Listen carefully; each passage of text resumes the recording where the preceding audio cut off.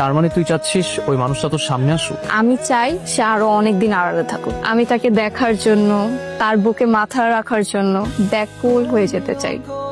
আচ্ছা, কি হচ্ছে এসব? এটা কি কোথাকার কোন না কোন ছেলে তোকে ইমপ্রেস করার জন্য এটা সেটা দিয়েই যাচ্ছে, দিয়ে গেছে দারোয়ানের কাছে, তাও এক চালাকে দিয়ে। সহ্য, ভয়ঙ্কর।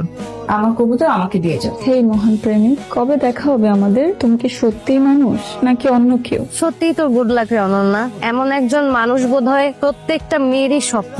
আচ্ছা, তুই কি কোনোভাবে বুঝতে পারছিস যে মানুষটাকে? বুদ্ধ একটা। যদি পারতাম তাহলে তো ওকে চাপতে ধরতাম আর বলতাম, মেরি জান অনেক হয়েছে, এবার থামো। ক্যাম্পাসের মধ্যে যদি কেউ থাকে, ধর আমাদের বন্ধু বান্ধবের মধ্যেই যদি মানুষটা হয়, তাহলে তুই কি করবি? অসম্ভব। যদি সেম ইয়ারের হয় তাহলে তো আমি কোনোভাবেই মেনে নিব না, আর যদি জুনিয়র হয় তাহলে থাপড়া হবে, আর যদি সিনিয়র কেউ হয় তাহলে ভেবে দেখবো।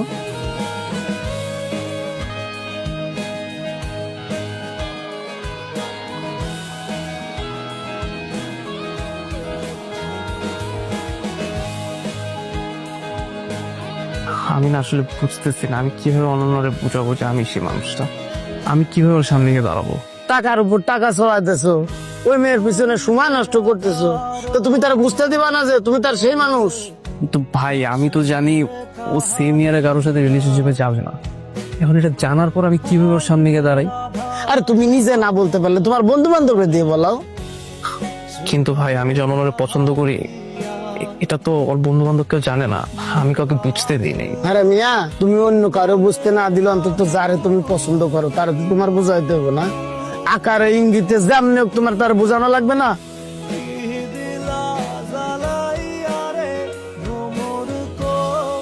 সারপ্রাইজ!